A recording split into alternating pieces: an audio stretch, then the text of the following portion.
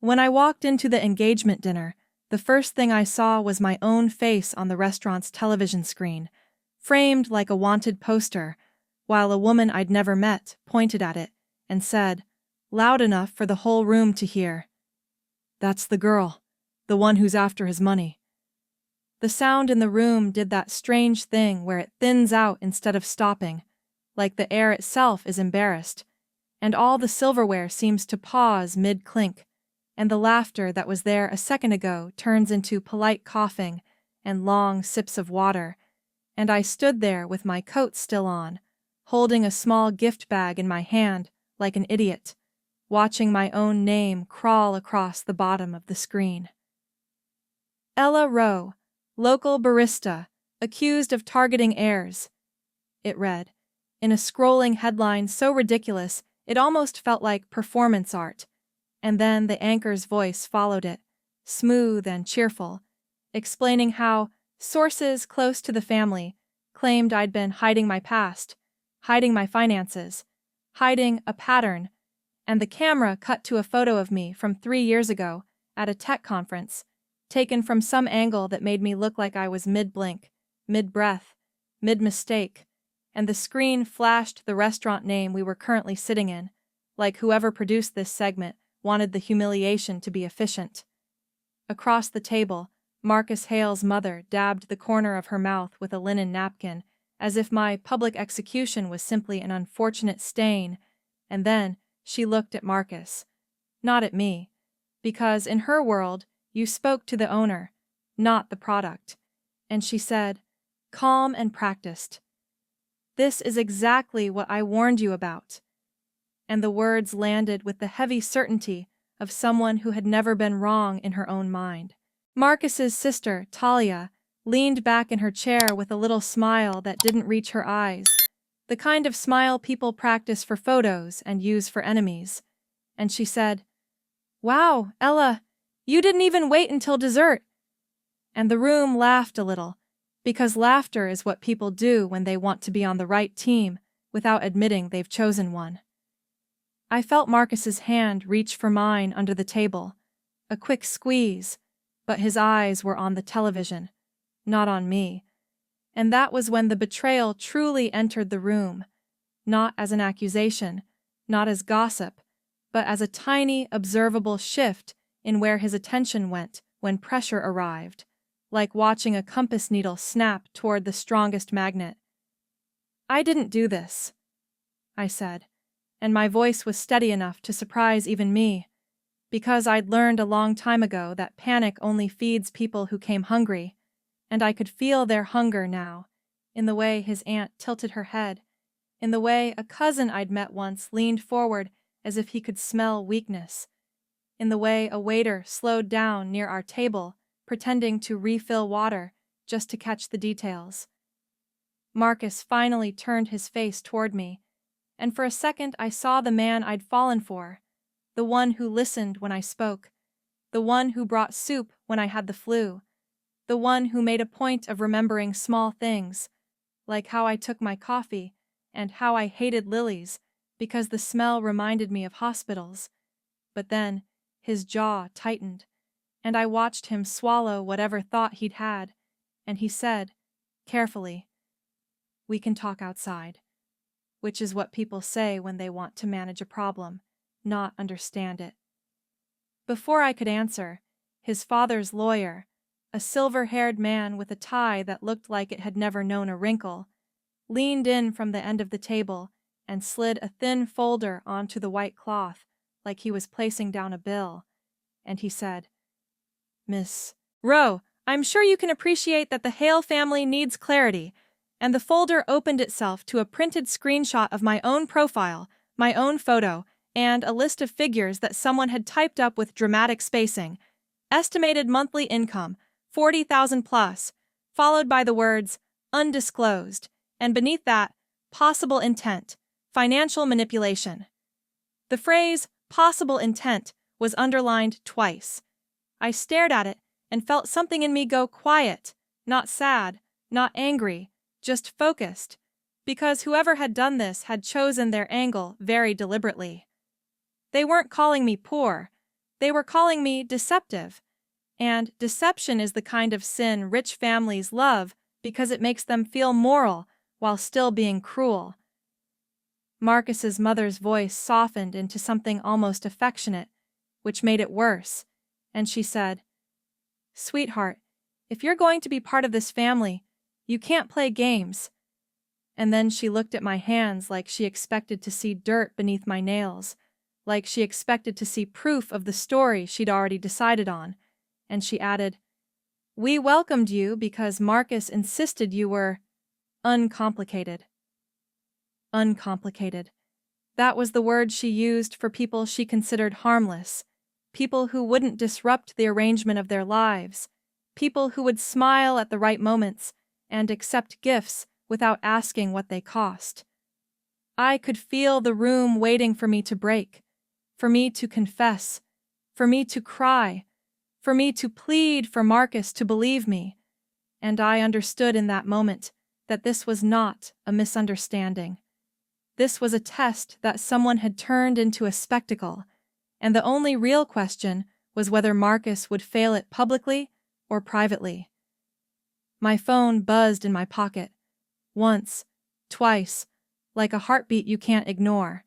and when I slid it out and glanced down, I saw a text from an unknown number that read, "You wanted to see who they are. Now you do." The air seemed to press tighter around my ribs, and I looked up at the television again, at the anchor smiling through my humiliation, and then at Marcus, who was still holding my hand but no longer looking at me. And the sudden event that disrupted my life wasn't just the segment, or the folder, or the sneers.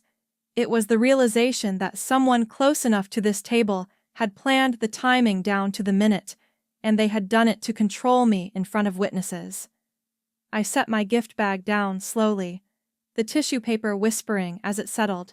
and I let my gaze move from face to face, taking inventory the way I did at work when a deal started to smell wrong. Because I wasn't just a barista, and I wasn't just Marcus's girlfriend, and I wasn't just a simple girl who'd fallen into wealth like a fairy tale. I was the founder of a quiet little subscription software company that served 300 boutique medical practices across the country, and my monthly revenue cleared $42,000 after expenses even on a slow month. And I had kept that part of my life folded away on purpose because I wanted truth, not treatment. But I'm getting ahead of myself, because to understand why I was standing there being accused of gold digging while my own bank account could buy this dinner 10 times over, you need to know how Marcus and I met, what I pretended to be, what he believed, and why I let his family look down on me with such confidence. So let me take you back to the afternoon everything felt simple, to the coffee shop on Pine Street, where I wore a plain cardigan and an easy smile, where I wiped down tables like I belonged there, and where Marcus Hale, with his expensive watch and his tired eyes, asked me if I could recommend something not too sweet, as if the biggest problem in his life was sugar. By the time the news clip had finished looping for the third time on Marcus's mother's phone, the damage was already done, because gossip doesn't need proof, it only needs permission, and that family had been waiting for permission to dislike me since the first time I showed up without designer shoes or a last name they recognized. We left the restaurant separately that night, not because Marcus asked me to, but because no one stopped me, and that silence followed me all the way down the block, wrapping itself around my shoulders heavier than my coat, while my phone buzzed relentlessly with messages from numbers I didn't have saved, polite inquiries that felt like interrogations, and thinly veiled warnings disguised as concern. The next morning, Marcus didn't come over like he usually did, didn't bring coffee, didn't text good morning, and when I finally called him, he answered on the fourth ring with a voice that sounded tired in a way that had nothing to do with sleep, telling me his parents were handling the situation, that their lawyer needed time to verify things, and that maybe it was best if I didn't come by the house for a few days, because emotions were high and people were talking. People were always talking about me now, because the segment had done its job perfectly, turning me from a quiet, unassuming girlfriend into a potential threat, a woman with an alleged secret income and unclear motives. And within 48 hours, Marcus's aunt had canceled a brunch invitation I'd never formally received. His cousin unfollowed me on social media, and someone leaked my address to a gossip blog that posted a blurry photo of my apartment building with the caption, "Not so modest after all?" I tried to explain myself to Marcus one evening over the phone, telling him the truth in careful pieces, explaining that yes, I owned a company, yes, it did well, and no, I hadn't told him because I wanted to know who he was without the numbers attached, but the line went quiet for a long moment before he said, "You should have told me." And what he meant was that I had disrupted the version of me he'd already explained to his family. Things escalated quickly after that, because the Hale family didn't just want reassurance, they wanted control, and Marcus's father suggested, in a tone that pretended to be reasonable, that I sign a disclosure agreement just until everything was cleared up, while his mother asked me directly, without shame, whether I'd planned to trap her son by pretending to be simple, and whether manipulation came naturally to me, or if I'd learned it somewhere. The worst part wasn't the questions or the accusations. It was the way Marcus stopped defending me in real time, choosing instead to apologize for the tension, to smooth things over, to tell me privately that he believed me while publicly letting the narrative breathe. And that was when I uncovered the first part of the hidden truth, not about money or power, but about how easily love bends when it's asked to stand up to family legacy. By the end of that week, I understood that whatever was happening wasn't about clearing my name anymore, because the situation wasn't worsening by accident, it was worsening by design, and someone very close to Marcus was feeding the story deliberately, testing how far I'd bend, how much I'd tolerate, and whether I'd stay quiet long enough for them to decide my place. And I stayed quiet. Not because I was afraid, but because I was listening, and because every new insult, every withdrawn invitation, every polite dismissal told me exactly how this family treated people they thought had no leverage, and I needed to see that clearly before I decided what came next. The ally came from a place I didn't expect, because help rarely announces itself with kindness when it knows you're already bruised, and it arrived in the form of a woman named Claire, who emailed me from a private address late one night, writing only that she used to work for Marcus's family office, and that if I was willing to listen without interrupting, she could explain why everything felt so coordinated. We met the next afternoon in a quiet cafe near the river, not one Marcus had ever taken me to, not one with polished marble or staff trained to flatter, just a place where people minded their business. And Claire arrived early, sitting with her back to the wall like someone who'd learned caution the hard way, her voice calm but clipped as she told me she'd been the Hale family's compliance officer for 6 years before quietly resigning. She didn't waste time softening the truth, because she said Marcus's mother had asked her months ago to prepare contingencies in case I became a liability, that my background checks had been rerun twice, that when they couldn't find anything scandalous enough, they framed absence as intent, and that the segment airing during the engagement dinner had been timed to test Marcus, not me. I felt the loss then, not loud or sharp, but slow and spreading, because when I asked whether Marcus knew, Claire hesitated just long enough to answer honestly, telling me that he hadn't written the script, but he'd approved the outline, that he'd been afraid of being seen as naive, and that letting the story run gave him distance while he decided whether I was worth defending publicly. That knowledge flipped everything upside down, because it wasn't just betrayal anymore. It was selection, and I understood that I hadn't been misjudged. I'd been evaluated, weighed against reputation and inheritance, and found inconvenient. And when Claire slid a folder across the table containing emails, call logs, and internal memos marked family risk, I didn't feel anger so much as clarity. I lost Marcus fully that evening when I didn't answer his call, choosing instead to read every page slowly, learning how decisions had been made without me, how patience had been mistaken for compliance, and how love had been allowed to become collateral. And when Claire stood to leave, she said quietly that she was sorry, not because the family had done this, but because they always did, and people like me were just supposed to disappear afterward. I didn't disappear, though, because by the time I walked home, the loss had settled into something solid, and for the first time since the night of the dinner, I knew exactly where I stood, who had underestimated me, and what it would cost them when they realized I'd been listening the entire time. The confrontation didn't happen in a courtroom, or a restaurant, or under bright lights, because real power rarely needs an audience, and it unfolded instead in the Hale family's glass-walled boardroom on a Tuesday morning, when Marcus asked me to come talk like adults, his voice careful, rehearsed, already framed as reasonable. I arrived on time, dressed the same way I always had. Simple lines, neutral colors, nothing that signaled threat, and they let me wait 10 full minutes before calling me in, a small test of submission they'd used on staff for years. But when I stepped inside, I didn't apologize, didn't explain, didn't soften my posture, and the shift was immediate, subtle, but visible. Marcus sat at the table with his parents and their attorney, documents neatly stacked, the air thick with that familiar confidence of people who believed consequences were for other families.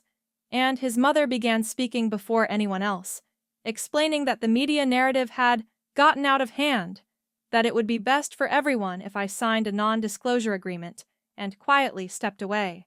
and that in exchange, Marcus was prepared to offer a settlement generous enough to help me start over. I let her finish, because patience had always been my advantage, and when the room finally went still, I placed Claire's folder on the table and slid it forward without a word,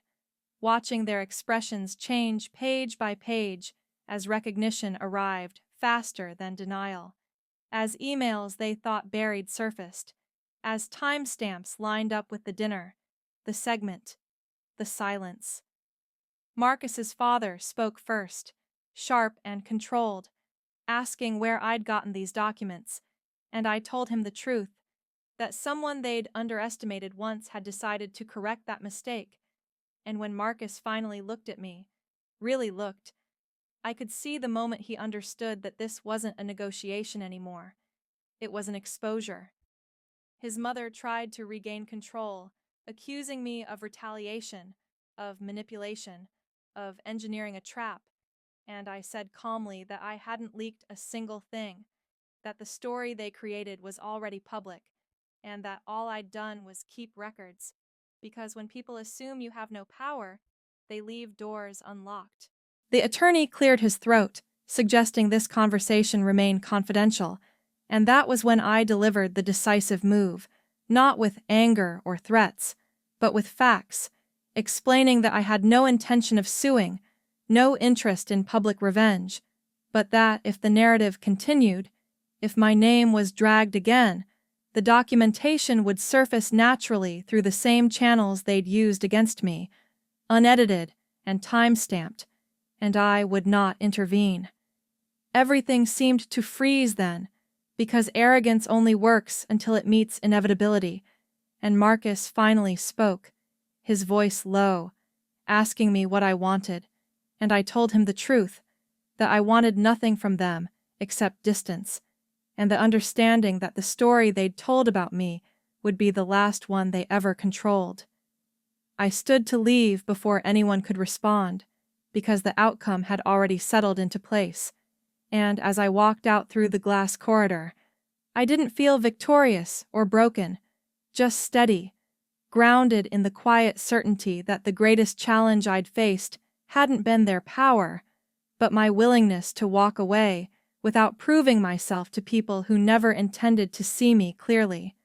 The story didn't end with a scandal breaking or headlines correcting themselves. because real endings are rarely that clean, and what followed instead was a quiet unwinding, the kind that only people paying attention would ever notice. The gossip slowed first, then thinned, because narratives need fuel, and the Hale family stopped feeding it, pulling strings with the same efficiency they'd used to start the fire,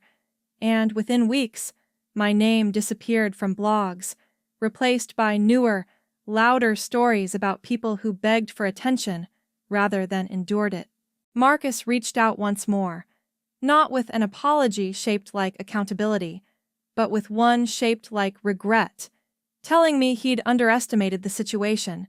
that he'd been pressured, that he'd never meant for things to go that far. And I listened the way you listen to a familiar song you've outgrown, understanding every note while knowing you wouldn't play it again. I didn't correct the story publicly, even though I could have, and that was the choice that surprised people the most, because winning doesn't always require reversal. Sometimes it just requires refusal, and I refused to let their world define mine any longer. What I did do was return to my own life with intention, pouring energy back into the company I'd built quietly, the one that paid well because it solved real problems, the one that didn't care who I dated or how I dressed. And in that space, I felt something steadier than vindication, a sense of alignment that hadn't been shaken by their judgment. I thought often about the test I'd given Marcus, about the version of myself I'd offered without armor, and whether it had been fair, but the answer never fully settled, because love should survive truth, not depend on ignorance, and the moment it requires you to shrink, it stops being love and becomes negotiation. The moral isn't that pretending to be simple will reveal who people are, because everyone performs differently when they think no one is watching. The moral is that power doesn't announce itself, and the people who underestimate you are often telling you exactly how they treat those they believe can't walk away. I walked away without raising my voice, without proving my worth to a room that had already decided it, and if there's an ending here, it's not triumph or loss, but something quieter and harder to take from me, the knowledge that I was never fooled, never weak, and never theirs to manage, only patient enough to see the truth before choosing myself.